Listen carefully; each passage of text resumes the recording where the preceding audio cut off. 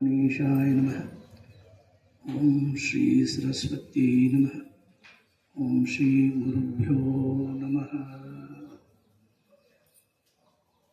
समस्त जन कल्याणे निरतं करुणामयं नमामि चिन्मयं देवं सद्गुरुं ब्रह्मविद्वरं सद्गुरुं ब्रह्मविद्वरं। वसुदेवसुतं देवं कंसचाणूरमर्दनं देवकी परमानन्दं कृष्णं वन्दे जगद्गुरुं कृष्णं वन्दे जगद्गुरुम्।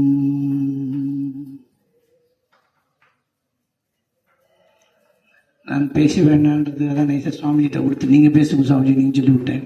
அவர் திருப்பி கடைசியாக வந்து இப்படி சுற்றி மாற்றி விட்றாரு. ஸோ 2 நாளாக ஒரு விஷயம் பார்த்தோம். அதில் ஒரு விஷயம் எனக்கு மனசில் வந்தது, அதை உங்களோட பகிர்ந்து கொள்கின்றேன் சுருக்கமாக முடிந்த வரைக்கும். ஒன்று வந்து நம்ம உபாசனையும் வேதாந்தம்ன்றதில் ஆரம்பித்தோம். ஃபஸ்ட்டு இந்த உபாசனை எந்த அளவுக்கு நமக்கு உதவுறது அப்படின்றது. 2வது நாள் பார்க்கும் பொழுது இந்த யஜ்ஞத்துக்கும் பகவானுக்கும் என்ன சம்பந்தம், இந்த யஜ்ஞத்தினால பகவானை அடைய முடியுமா முடியாதா, பகவான் இருக்கானா இல்லையான்றதை நம்ம தீர்மானம் பண்ணோம் இல்லையா. இன்னைக்கு மட்டும் வந்திருக்க எத்தனை பேர்? 1 2. அப்போ மற்றவெல்லாம் நேற்று வந்திருக்கேன்னு அர்த்தம் ஆகுது. அவர் வரலையே நேற்று வரலையே நீர் அவர் வரல, இன்னைக்கு மட்டும் வந்திருக்கார் அவர். அதுக்கு முன்னாடி 2 நாள் முன்னாடி வந்தார். அதனால் ஒரு விஷயம் ஏன்னா நீங்கள் பளிச்சுன்னு தெரியல, அதில் நான் என்ன பண்ணுறது. அப்போது இன்னைக்கு ஒரு விஷயம் பார்ப்போம். அது அதனால் பகவான் இருக்கானா நீங்கள் எல்லாம் தீர்மானம் பண்ணி பகவான் இருக்கான்றதை தீர்மானம் பண்ணி. ஒன்றும் டவுட் இல்லையே, அதுக்கு சந்தேகம் இல்லையே, சத்தமா இல்லை, சந்தோஷம். அதுவே துக்கம் இல்லை. இல்லை, பகவான் பிரத்யட்சமாக இருக்கா, நம்மளால் பார்க்க முடியும் அனுபவிக்க முடியும்னு பார்த்தோம். அதனுடைய ஒரு தன்மையும் பார்த்தோம். நம்ம அடுத்து இன்னொரு விஷயம் எடுத்துக்கலாம். நேற்று சொல்லும்போது ஒரு விஷயம் சொல்லிட்டு அது பட்டும் படாமல் விட்டுட்டு போயிட்டேன். வேண்டாம், அதை எடுத்தனா ரொம்ப டைம் ஆகும் சொல்லிட்டு விட்டு போயிட்டேன். என்ன விஷயம் அப்படின்னாக்கா, எதுக்கு இவ்வளோ விஷயம் இந்த ஹோமத்தில் போடணும் அப்படின்றத வந்து நேற்று நிறைய பேருக்கு சந்தேகம் இருக்கும்னு சொன்னேன். ஆமாம்னு சொன்னேன். நிறைய பேர் நேற்று வந்தவா. அப்போது இப்போ கேள்வி, இத்தனை விஷயங்களை எதுக்கு நாம் போடணும், ஏன் போடணும்? அது ஒரு ஏழை வைத்து கொடுத்தா அல்லது இல்லாதவனுக்கு கொடுத்தா எத்தனையோ விதமாக பயன்படுமே, அது எதுக்கு இப்படி பண்ணணும் அப்படின்ற ஒரு கேள்வி கேட்டேன் நான். நமக்கு இந்த சந்தேகம் நிறைய வருது. யாருக்கு நிறைய வருதுன்னா, ஆஸ்திகனுக்கு தான் நிறைய வருதுன்னு சொன்னேன். யாருக்கு தெய்வ நம்பிக்கை நிறைய இருக்கோ அவனுக்கு தான் இந்த சந்தேகம் நிறைய வருதுன்னு சொன்னேன் நான், இல்லையா. பொதுவாக தெய்வம் இருக்குது இல்லை, ஆனால் அதே சமயத்தில் ரேஷனல் திங்கிங்னு பேர் இதுக்கு. ஆனால் actually it is ration thinking என்னை பொறுத்த வரல.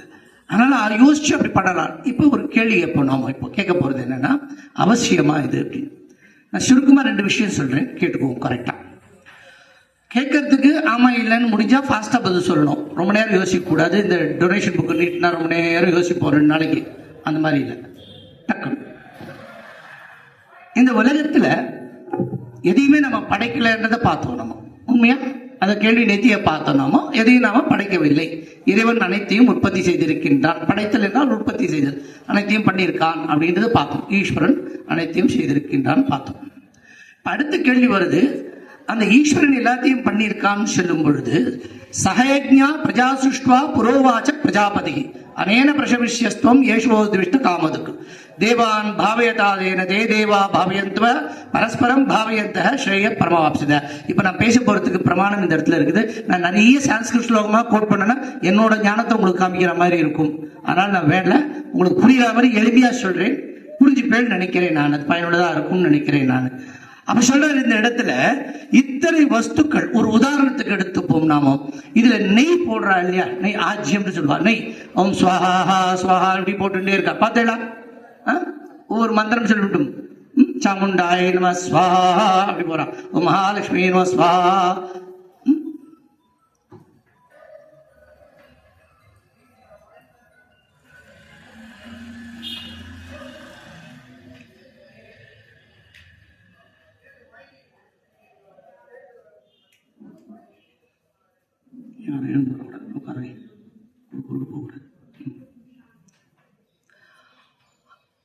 அங்கே போய் நில்லு. அப்ப சொல்றா இந்த இடத்துல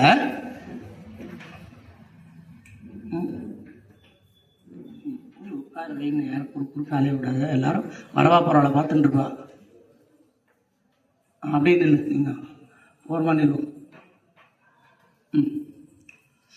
அப்ப சொல்ற இந்த இடத்துல ஒரு உதாரணத்தை எடுத்துப்போம். நெய் போடுறான்னு சொன்னேன். அப்ப ஆஜ்யம் அதுல போடுறா அப்படின்னு சொன்னாக்கா அந்த நெய் எங்கிருந்து வந்தது அப்படின்னு கேட்டா நீங்க என்ன டைட்டா பசுமாட்டுல இருந்து அல்லது ஆவின் பூத்துல இருந்து வந்ததுன்னு சொல்லுவேன். நீங்க இந்த காலத்துல உங்க குழந்தைங்க கேட்டா அப்படிதான் சொல்லி கொடுத்துருப்பேன்.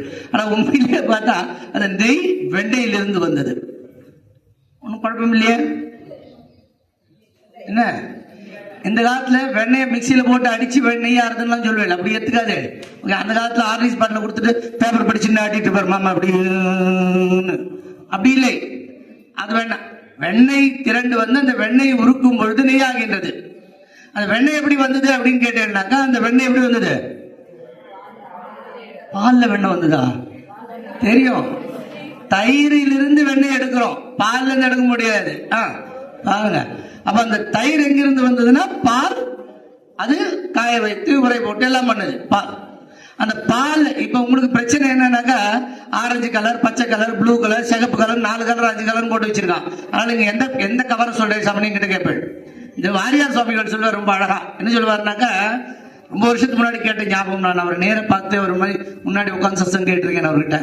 அந்த வாங்கி சொல்லுவார், ஒரு மனுஷன் கார் ஓட்டின்னு போறான்னா ரோட்ல யாராவது ஒருத்தர் குறுக்க போறா அப்படின்னா இந்த பக்கத்துல அந்த பக்கத்துக்கு அவ போறவாளை வச்சு அவ என்ன பால் பாட்டிருக்கான்னு சொல்லலாம் அப்படின்னு சொல்லி ஜோக்கா சொல்லுவார். அவர் என்ன பால்னாக்கா அப்படி போகும்பொழுது ஒருத்தன் இந்த பக்கம் அந்த பக்கம் பார்த்துட்டு ஓட்டுறவாளுக்கும் அங்க இருக்கவாளுக்கும் தொந்தரவு இல்லாமல் அவன் ரோட கிராஸ் பண்ணி போறான் அப்படின்னாக்கா அவன் கட்டாயமா பசும்பால் சாப்பிட்டுருப்பான் அப்படின்னு.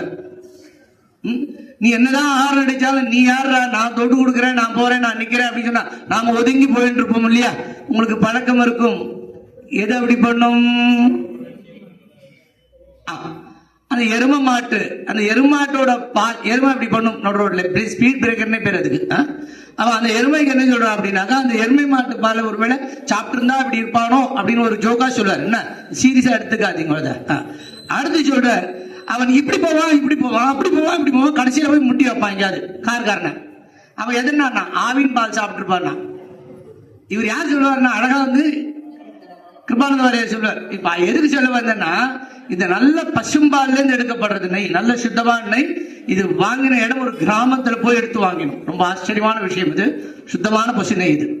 அந்த பசு நெய், அந்த பசு நெய்யில இருந்து வரும்போது அப்படி பார்த்தீங்கன்னா பால் தயிராகி தயிர் பண்ண. இந்த பால் எங்கிருந்து வந்து மாட்டுக்கிட்டே இருந்து வருது. அது ஒன்றும் டவுட் இல்லையே? அதான் சொன்ன பிரச்சனை உங்களுக்கு ஆவின் கோபத்துல வருதுன்னு சொல்லுவேன். நீங்க அதுக்காக தான் சொல்லி வச்ச முதலே. அப்போ பால் வருது. இப்ப மாட்டுல இருந்து பால் வருதுன்னாக்கா பால் எப்படி வருது அப்படி கேட்டா அது புல்ல சாப்பிடும் பொதுவா.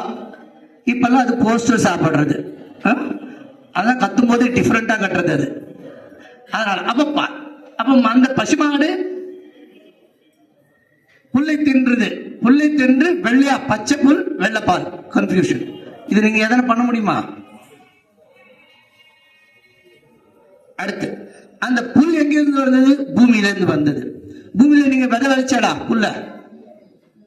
இனி கூட சொல்லலாம் கோ 56 கோ 86 அப்படின்னு சொல்லி ஸ்பெஷல் உருவாக்கலாம் நீங்க. ஆனா உண்மையிலேயே புல் இயற்கையிலேயே வருகின்றது. எப்ப வருது? மழை காலத்துல வரும். அதுக்காக தான் வெயில் காலத்தை எரிச்சு விட்டுருவாங்க. திருப்பி எல்லா குழம்பும் பண்ணிடுவோம். பரவாயில்ல இருக்கட்டும். அப்ப அந்த இடத்துல அந்த புல் வருது அப்படின்னு சொன்னாக்க அந்த புல் மழை பெய்யும் பொழுது வருது. அடுத்த கேள்வி, மழை எங்கிருந்து வருது? இந்த மாதிரி யஜ்யங்கள்லாம் ஒழுங்கா ஸ்ரத்தையா பண்ணா என்ன வரும்னா மழை நிச்சயமா வரும், கொட்டும். எங்க ஆச்சாரியார் எப்ப யஜ்யம், அதாவது கீதை யஜ்யம், இந்த யஜ்யம் பண்ண மாட்டார் அவரு, கீதை எப்ப கீதை யஜ்யம் பண்ணா, வெயில் காலத்துல பண்ணா கூட, அந்த மே மாசத்துல உச்சி வெயில் அக்னி வெயில்ல பண்ணா கூட கடைசி நாளுக்குள்ள ஒரு நாள் கட்டாயமா மழை பெய்யும் நான் பார்த்திருக்கேன். அவர் சொல்லுவாரு, ஆமாண்டா யஜ்யம் ஒழுங்கா நடந்தா பகவான் சந்தோஷமா பண்ணுவான் அப்படின்னு சொல்லுவார் அவர். அதனால இந்த இடத்துல அடுத்து சொல்லும் பொழுது மழை பெய்யாது. மழை யஜ்யங்களால வருகின்றது. யஜ்ஞாத் பவதி பர்ஜன்யஹ யஜ்ஞ கர்ம சமுத்பவன்னு வரும். அதனால இருக்கட்டும், அந்த யஜ்யங்கள்னால வருது. அடுத்து யஜ்யங்கள் பண்ணும்போது அந்த மழை வரும் பொழுது அந்த மழை எப்படி வருது அப்படின்னு கேட்டாக்கா உங்க சயின்ஸுக்கு வந்துருவோம். இப்போ யஜ்யங்களால வருது விட்டுருவோம், சயின்ஸுக்கு வந்துருவோம். என்ன பண்றது, கடல் நீர் ஆவியாகி அந்த ஆவியானது மேகமாகி மேகங்களாவது கொஞ்சம் கருக்கும் பொழுது, அது ரொம்ப வெயிட்டா இருக்கும் பொழுது, குளிர்ந்த காற்றானது வீசப்படும் பொழுது அந்த மேகங்கள் என்ன பண்றது, தன் நிலை இழந்து அங்கிருந்து அழத் துவங்கிறது. அப்படி அழும் பொழுதுதான் என்ன ஆகுதுனாக்கா ஓன்னு கொட்டுறது, ஜோன்னு கொட்டுறது மழை உண்டாலவா. அப்படி இந்த மழைகள்லாம் வருது. இந்த மழை வருவது இயற்கையினால. இந்த கடல் நீர் எப்படி ஆவியாச்சு, அதான் மூல காரணம். அது எப்படி ஆச்சுன்னாக்கா அது சூரியனுடைய அனுகிரகத்தினால ஆச்சு. உண்மையாலவா? யாராவது டெய்லி கேஸ் எடுப்பு முட்டுறா இல்ல, அந்த ஊர் பக்கம் இருக்கும் எல்லாரும் கொஞ்சம் எரிச்சு விடுவோம். அது அந்த அது நீர் ஆவி ஆகி மாறி போனாதான் நமக்கு ஏதாவது பண்றா. சூரியன் என்பவன் உதிக்கின்ற செங்கதிர் உச்சி திலகம் உணர்வுடையோன் பாடுவா அழகா அந்த அபிராமப்பட்டர். அதனால அந்த அற்புதமான சூரியன் இயற்கையா செயற்கையா நீங்க உருவாக்கினீங்களா, அது ஏற்கனவே இறைவனால உருவாக்கப்பட்டதா? ஒன்னும் டவுட் இல்லையே. பகவான் வச்சுக்கோங்க அல்லது இயற்கைன்னு வச்சுக்கோங்க, ஏதோ ஒன்று வச்சுக்கோங்க, உங்களுக்கு என்ன தோன்றதோ வச்சுக்கோங்க. ஆனா உங்களுக்கு அதுக்கும் சம்பந்தம் இல்லை, நீங்க எதையுமே பண்றது கிடையாது. உண்மையா அல்லவா? சரி, இப்ப கேள்விக்கு வந்துருவோம். என்னன்னா இத்தனை வேலை கேட்டது என்னன்னா இத்தனையும் கேள்விதான் பதில் சொல்லிட்டே வந்தேன் நானே உங்களுக்கு. அதனால இப்ப உண்மையிலே யோசிச்சு பார்த்தேன்னாக்கா அந்த நெய் அதுக்கு முன்னாடி வரக்கூடிய பால் வரைக்கும் இயற்கை ஆயிடுது. அதை கறக்கும் போது கறக்கிற நீர் உன்னோட பர்சன்டேஜ் ஆஃப் ஒர்க் கறக்கிறது.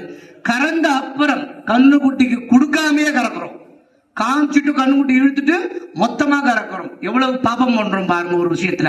பரவாயில்ல இருக்கட்டும். அப்ப அந்த கண்ணுக்குட்டி சாப்பிட்டு கொஞ்சம் அப்புறம் கறக்கணும். அந்த கறந்த பால் அதுக்கப்புறம் நீங்க என்ன பண்ண, கொஞ்சம் வேக இதை அதை கொதிக்க வச்சு காய வைக்கிறேன். அதுக்கப்புறம் என்ன பண்றேன், கொஞ்சோண்டு மோர் போடுறேன். அதுக்கப்புறம் என்ன பண்றேன், கொஞ்சம் உருக்கி அதுல இருந்து வெண்ணெய் எடுக்கிறேன். ஆனா ஒவ்வொரு நிலையிலும் பாத்தீங்கன்னாக்கா அந்த பால் தயிராக மாறி அதுக்குள்ள வெண்ணெய் வரதுன்றது உங்க கையில கிடையாது.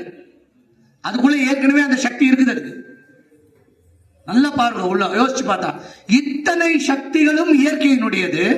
ஆனால் உங்களுடைய பங்கு மிக மிக குறைவு என்பது உண்மையானால்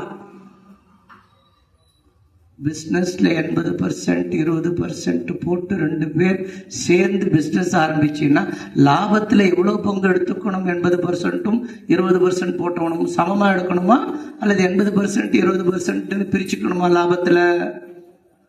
நீங்க உட்காருங்க,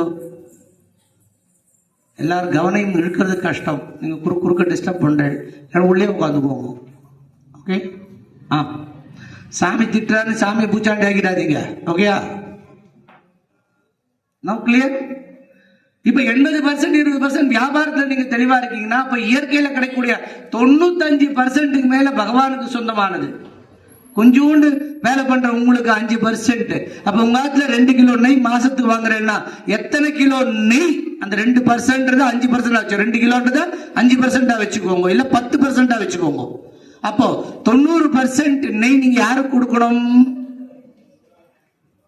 பகவானுக்கு கொடுக்கணும். கொடுக்குறோமா?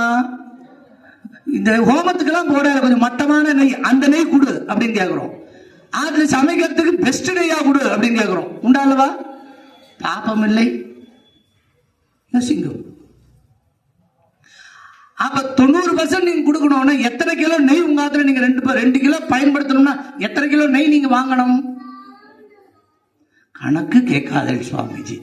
அதனாலதான் நிறைய பிரச்சனையே வந்தது. 20 கிலோ வாங்கினாதான் நீங்க 2 கிலோ கொடுக்க முடியும். Simple theory. அப்ப 18 கிலோ நீங்க கொடுக்கணும், 2 கிலோ எடுத்துக்கணும். யாராவது பண்றா? இல்லையே. யோசிக்கும்.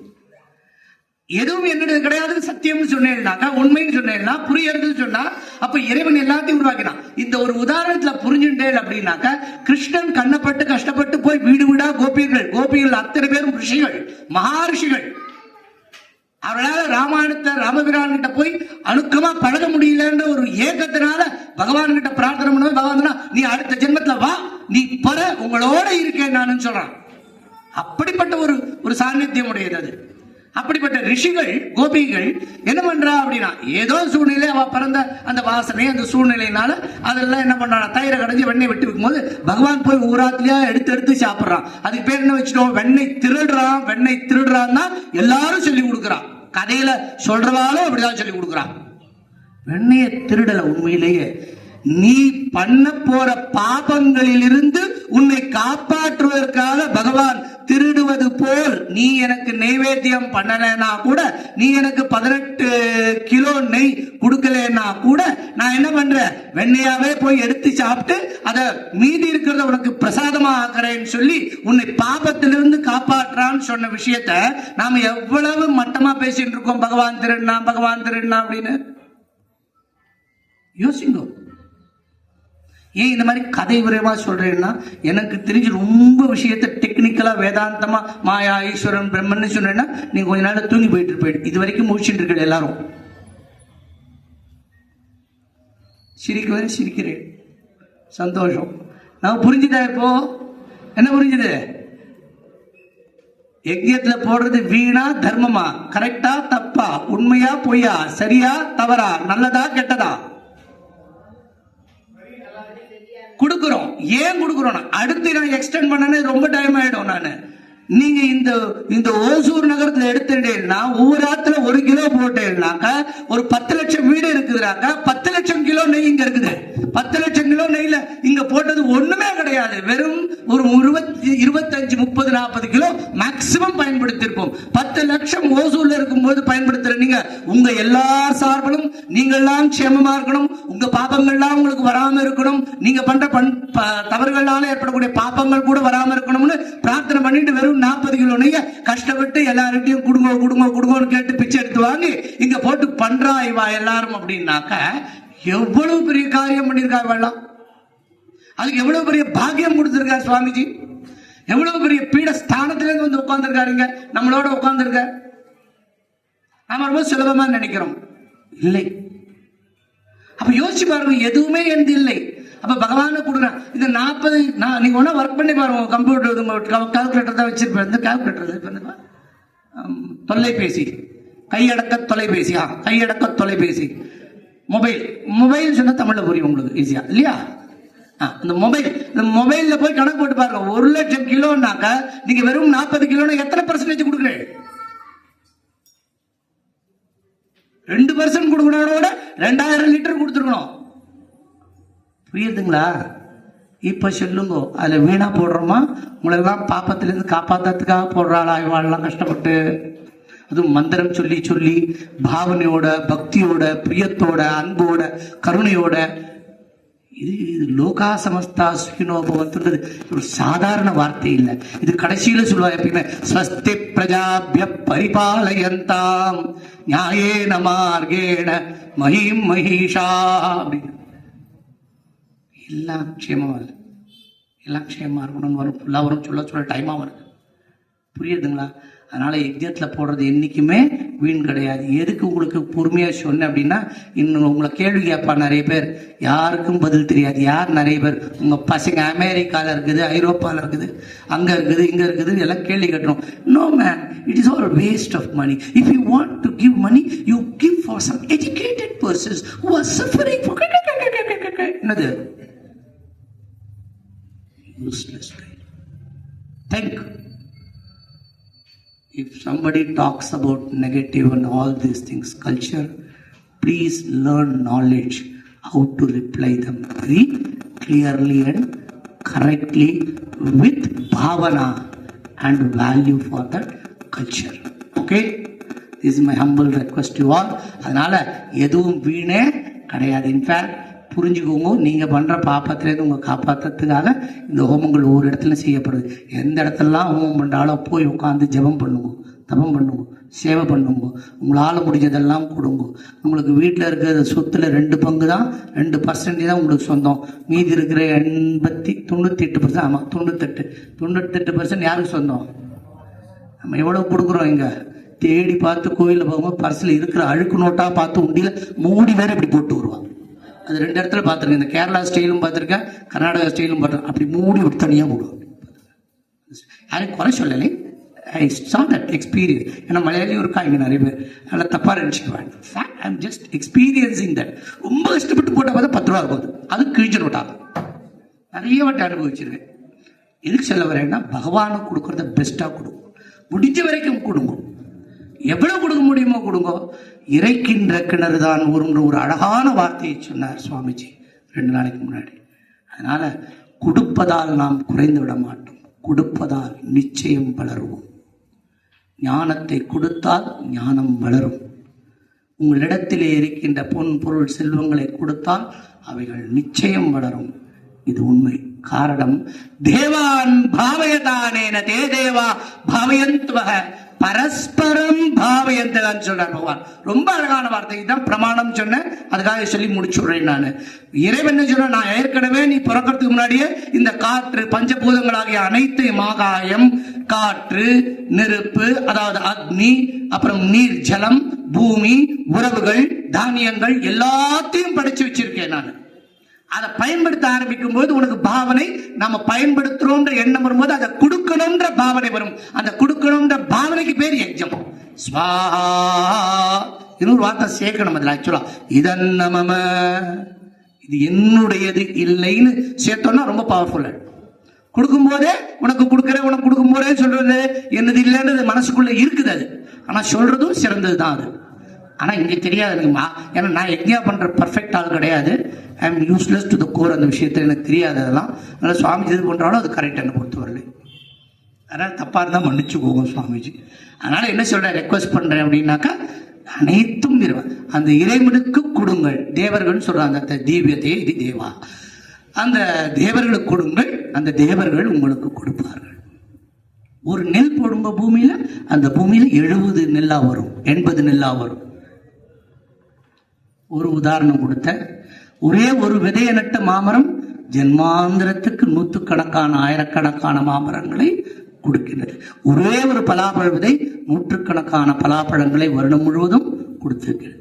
அதனால இறைவனுக்கு ஒன்று கொடுக்கணும், நமக்கு அட்லீஸ்ட் கொடுக்கணுன்ற பாவனையில் அவன் நமக்கு நிறைய திருப்பி கொடுப்பான்னு சொல்லி, இந்த மொத்த எசன்ஸ் என்னன்னா, நாம் கொடுப்பதற்காக பிறந்திருக்கோம், எடுப்பதற்காக அல்ல.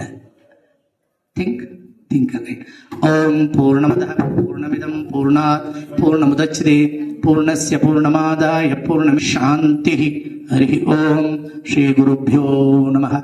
Hari Om.